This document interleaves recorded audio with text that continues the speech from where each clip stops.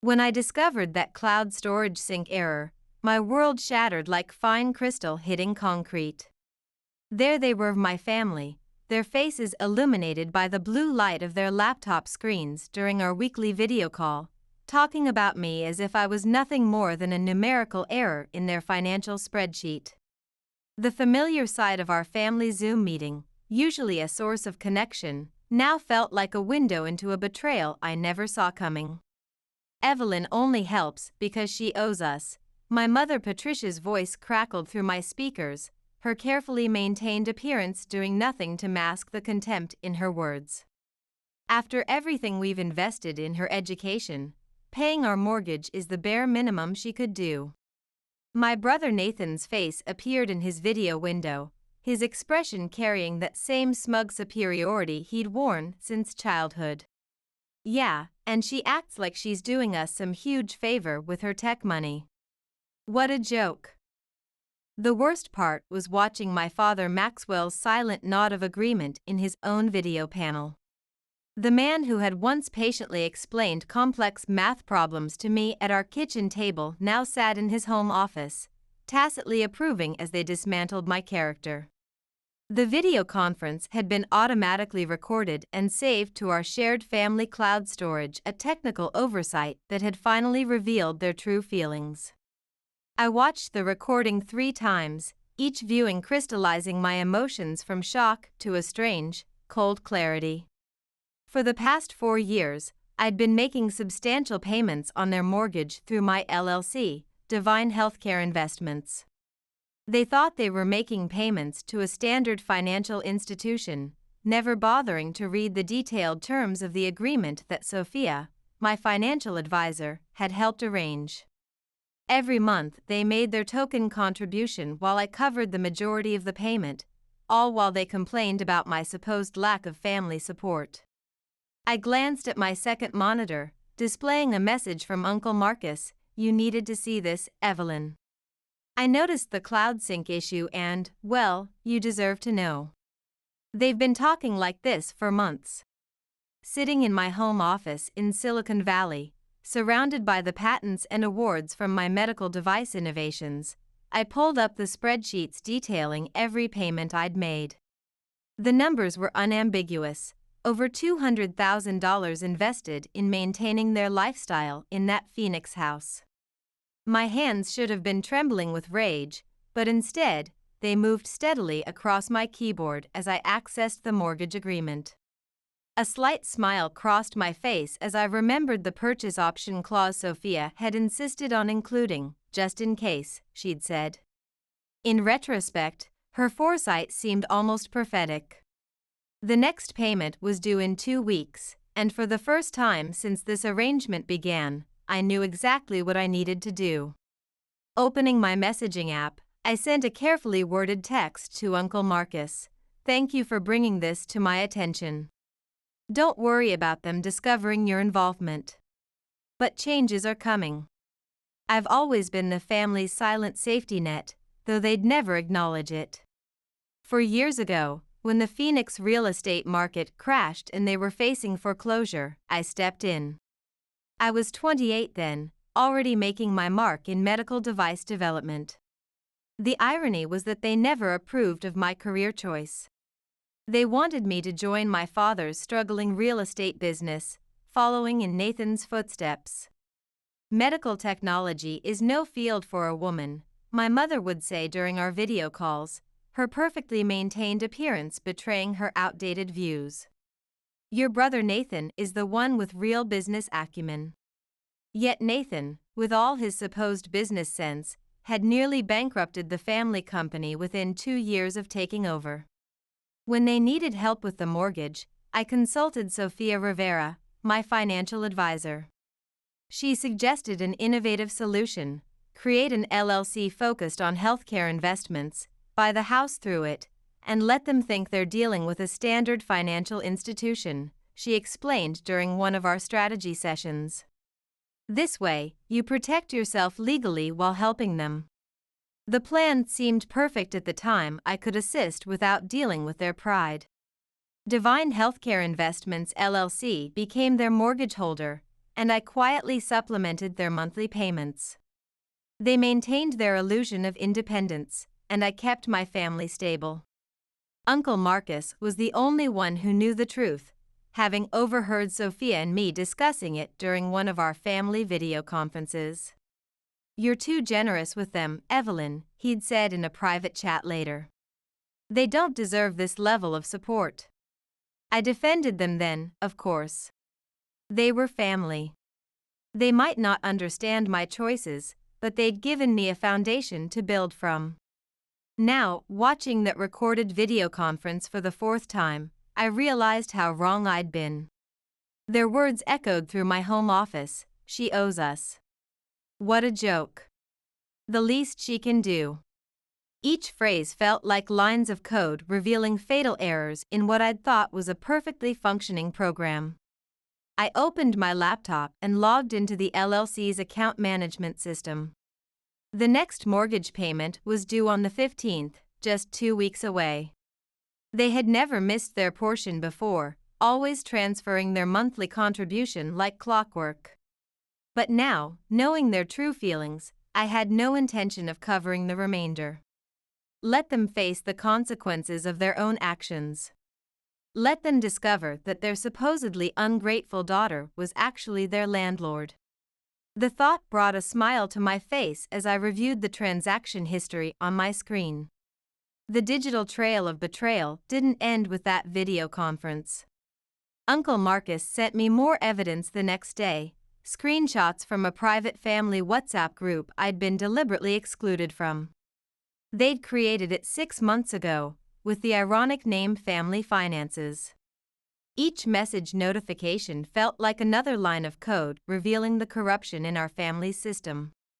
"Evelyn thinks she's so special with her Silicon Valley job," Nathan had written. "She barely helps with the mortgage while I'm here every day trying to save Dad's business." My mother's response made my blood run cold: "We should ask her for more support. She's single with no kids, just that fancy condo in the tech district. What else does she spend her money on?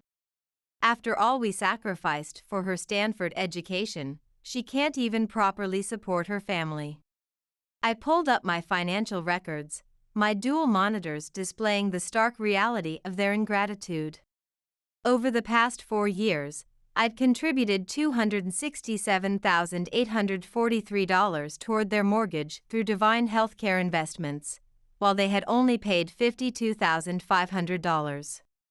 The monthly payments were substantial. I had been covering an additional $5,400 every month while they remained blissfully unaware.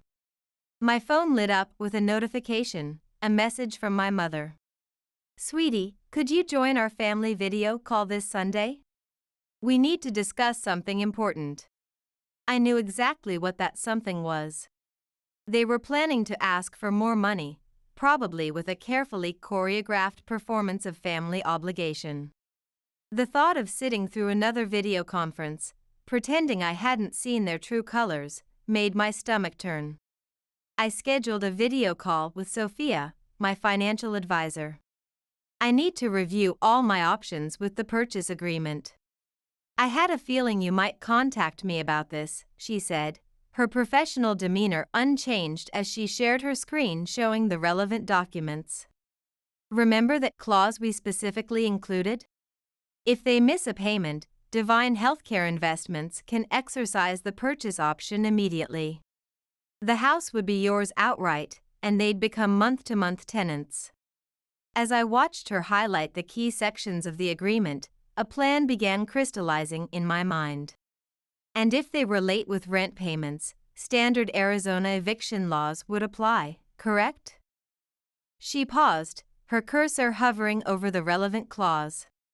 "Yes, you'd be within your rights to issue a notice." Another pause. "Evelyn, are you certain you want to pursue this course of action?" I glanced at my second monitor, still displaying the WhatsApp screenshots.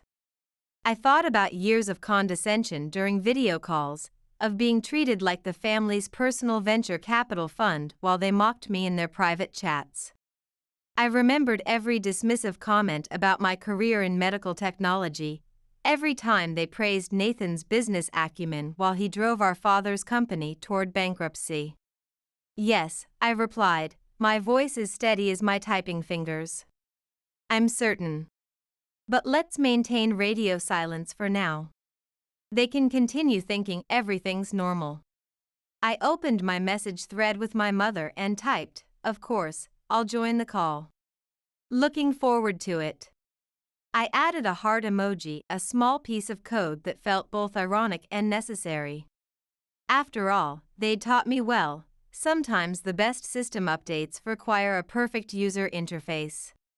The next mortgage payment was due in 13 days, and for the first time since writing the initial code for this arrangement, I wouldn't be there to debug their financial errors.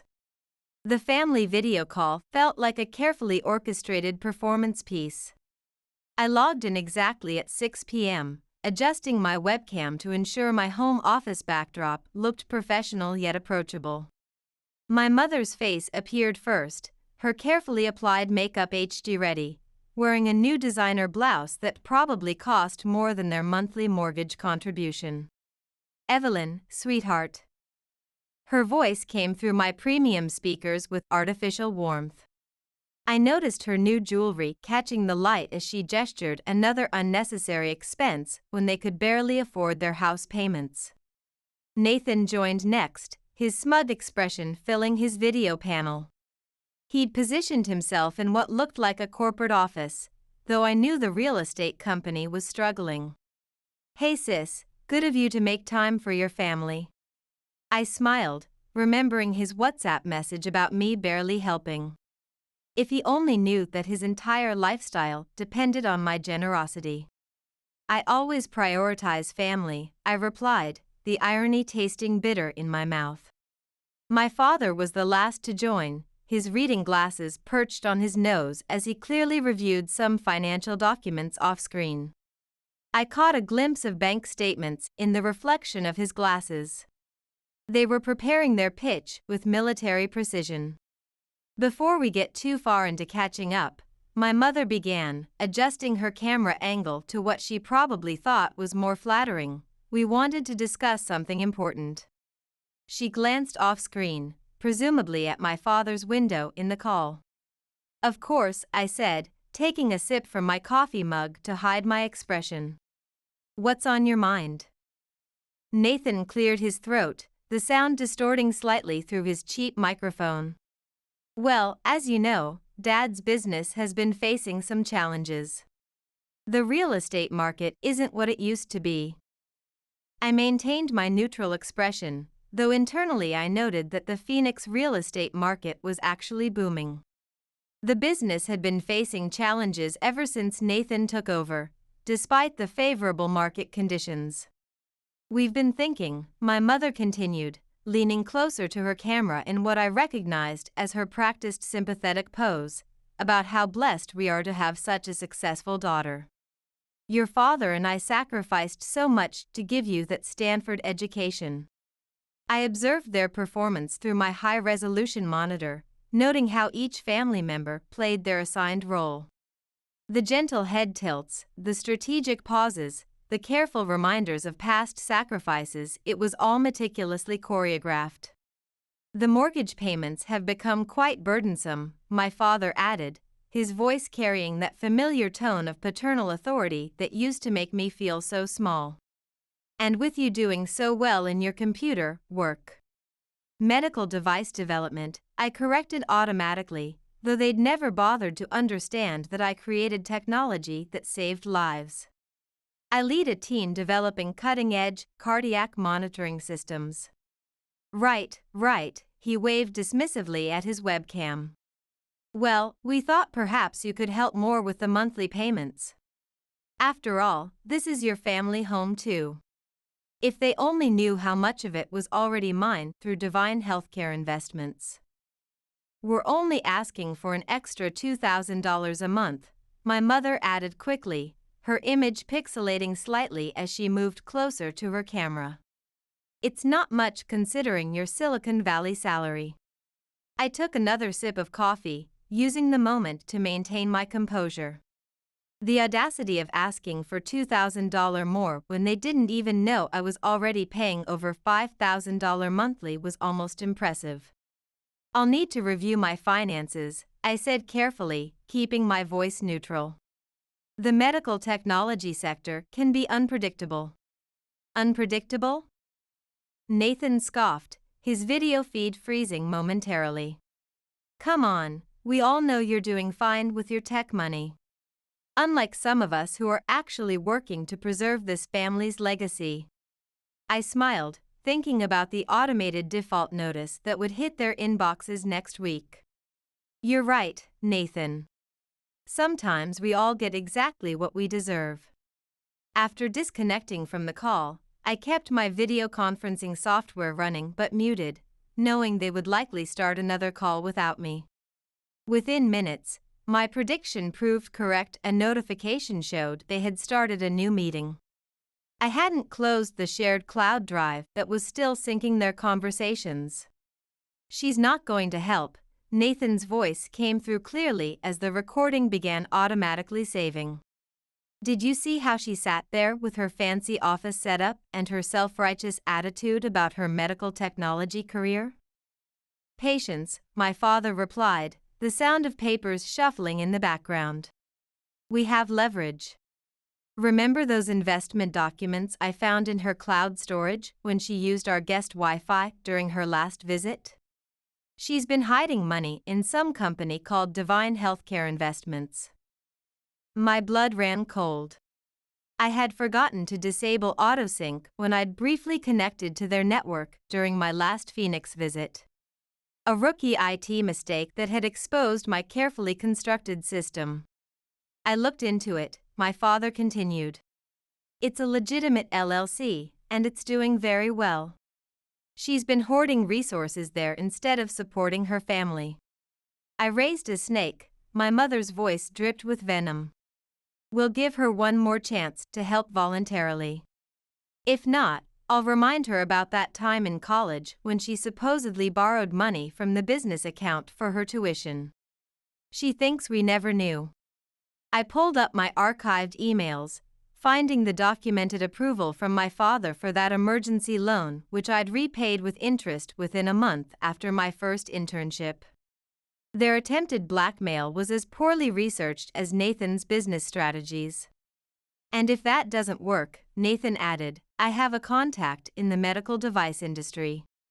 We could raise some questions about her project management practices, maybe suggest she's been misappropriating research funds. That would get her company's attention." The casual way they discussed destroying my career, a career that had helped develop life-saving technologies, sent ice through my veins. These weren't family members. They were malicious actors trying to breach my security protocols. I quietly closed the video conference window and opened my secure messaging app to contact Uncle Marcus. They found out about Divine Healthcare Investments, but they don't understand what it really is. They're planning to blackmail me. My phone buzzed with an incoming video call, my mother again. I took a deep breath and accepted it, making sure my professional office backdrop was still perfectly framed. "Evelyn, dear," she said sweetly, her video quality crystal clear from the expensive phone I'd bought her last Christmas.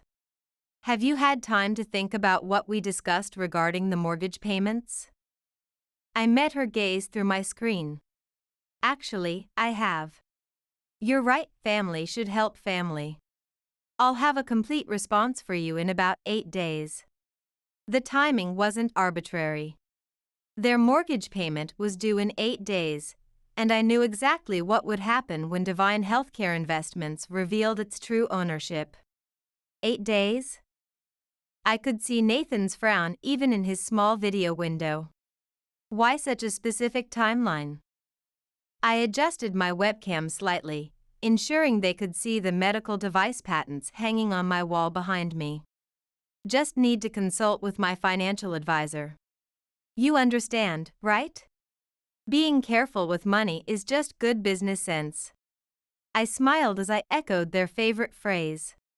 My mother moved closer to her camera, her expression carefully constructed. "We knew you'd understand, sweetheart. Family always comes first." Yes, I agreed, thinking of the eviction notice template already saved in my documents folder. Family always gets exactly what they deserve. After ending the call, I sent a message to Sophia, "Time to activate our contingency plan. They just threatened my career to extort more money." The next week would test everything I'd learned about system architecture, but this time, I was debugging a family's fatal errors. The following days crawled by with excruciating precision. My family maintained their pressure campaign through a constant stream of digital communication. Each notification on my phone represented another attempt at manipulation, each message automatically forwarded to a secure folder where Sophia could document their escalating threats. "All documentation is in place," Sophia confirmed during our encrypted video call 3 days before the payment was due. Once they miss the payment, Divine Healthcare Investments can execute its purchase option immediately. I've also prepared the eviction notices as a contingency. I reviewed each document on my shared screen. "And you're certain everything's legally secure? They can't exploit any system vulnerabilities?" "The agreement they signed 4 years ago is ironclad," Sophia assured me. "Your father barely scanned the documentation. He was too desperate for the bailout to perform proper due diligence. Everything's been filed and verified." That evening, Nathan launched his own attack vector. "Hey sis," his message popped up on my phone. "Just had lunch with someone from MedTech recruitment. Heard some companies are doing layoffs. Must be scary in your industry right now. Good thing you have family to fall back on. Speaking of which, about that financial help we discussed." The transparent manipulation attempt was almost elegantly crude. I showed the message to Uncle Marcus during our video coffee catch-up the next day. "Their tactics never evolve," he sighed, adjusting his camera to better show his home office. "Your aunt and I watched them deploy the same strategies against everyone in the family. It's why we implemented our own firewall years ago." "Did you know they accessed my cloud storage during my last visit?" I asked, though I already knew the answer. "They pulled the same exploit when your cousin stayed there last year. They're always scanning for vulnerabilities." He paused. "Are you prepared for the system crash when this goes live?" "Their response won't be elegant." I thought about their threats to contact my company's HR department, their plans to exploit an old college loan, their years of taking my support while undermining me in private chat groups. I'm ready. They chose their execution path. Now they'll have to debug their own errors. 2 days before the payment was due, my mother initiated another video call. "Evelyn, we need your answer about the additional mortgage support. Times are difficult, and family needs to stay connected." "Don't worry, Mom," I replied, my video feed perfectly stable. "Everything will be resolved very soon." That night, I received an automated notification from their bank. Attempted funds transfer to Divine Healthcare Investments had failed due to insufficient balance. They had already overdrawn their account. I forwarded the notification to Sophia. "Looks like we're getting error messages already," she messaged back. "Want me to initiate proceedings tomorrow?" I glanced at my screen recordings from our family dinner video call, their smug expressions, their casual discussion of sabotaging my career, their years of taking advantage of my support. I thought about all the times they'd dismissed my work in medical technology while relying on the money it provided. "No," I responded. "Let's wait until the payment officially fails. Let them operate under normal parameters for 2 more days." They taught me the importance of timing in system deployment. I opened my laptop and began drafting a detailed email to my company's HR department, documenting my family's escalating threats and attaching the evidence Uncle Marcus had collected. better to firewall against potential attacks. The program was approaching its final execution, and I was implementing every security protocol. Sometimes, I murmured to myself as I encrypted the files, the most effective debugging simply requires letting a faulty system crash on its own. The payment deadline arrived with digital precision.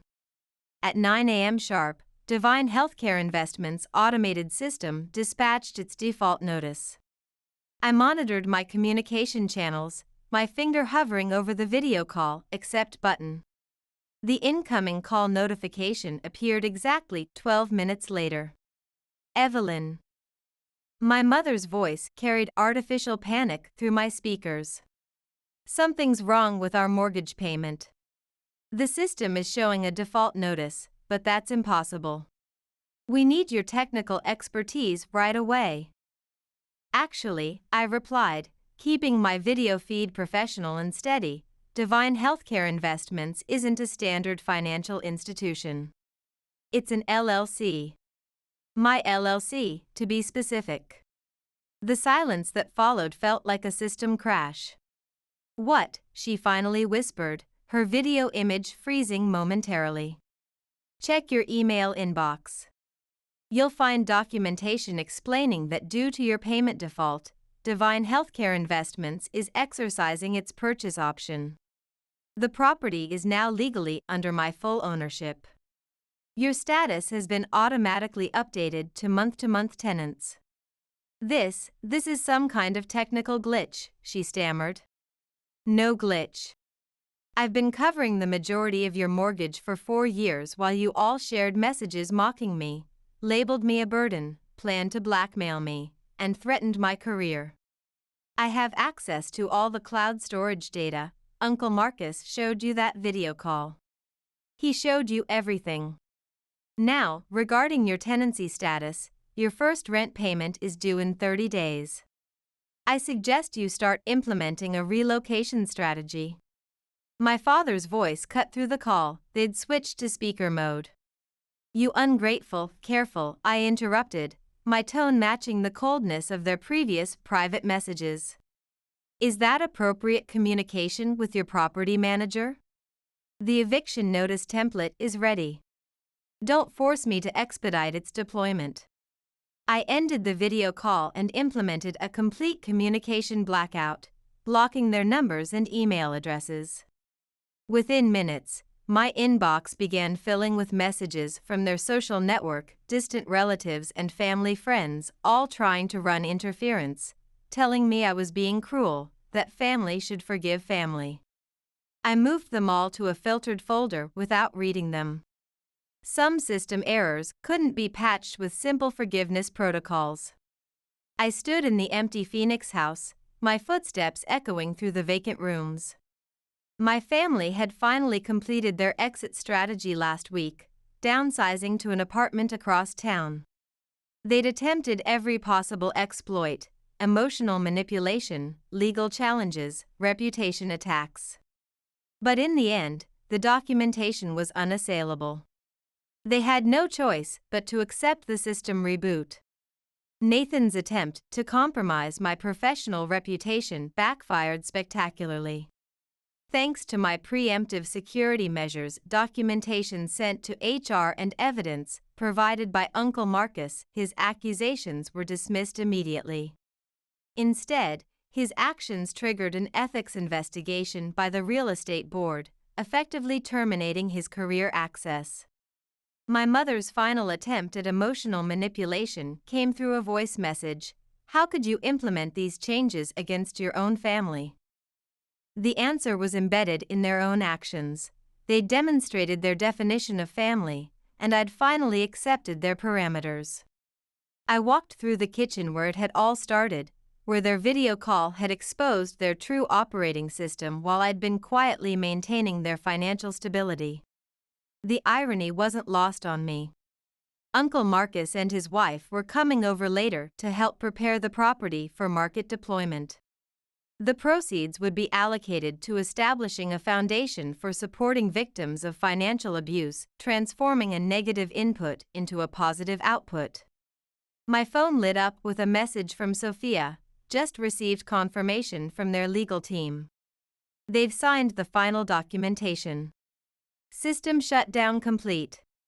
I smiled, taking one last look at the empty house. They'd programmed me to believe that family always comes first, but they'd never specified which family. I'd chosen to prioritize my own well-being, and for the first time since the initial system deployment, that choice felt like a successful execution.